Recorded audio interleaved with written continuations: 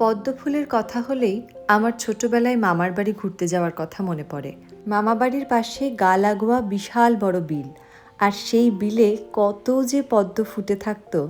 বেশিরভাগ সময় আমরা দুপুরবেলা করে পৌঁছাতাম, আর পৌঁছেই বিলে স্নান করাটা ছিল বাধা ধরা একটা নিয়ম। আর বিকেল হলেই ভাই বোনেরা মিলে নৌকা করে ঘুরে বেড়াতাম বিলের মধ্যে। তখনই দেখতাম বিলের একটা পাশ জুড়ে শুধুই পদ্ম ফুল আর বড় বড় পদ্মের পাতা। নৌকা করে যাচ্ছি আর পদ্ম ফুল তুলতে পারছি বা হাত দিতে পারছি, এটা যে কি ভীষণ আনন্দ হতো। আমরা যদিও মফস্বলে থাকি, কিন্তু গ্রামের ওই প্রাকৃতিক দৃশ্য আমাদের এখানে নেই। আজ যখন এই ক্যান্ডেলটা বানাচ্ছিলাম, বারবার সেই ছোটবেলায় ফিরে যাচ্ছিলাম। কত দিন হয়ে গেল মামার বাড়ি যাওয়া হয় না।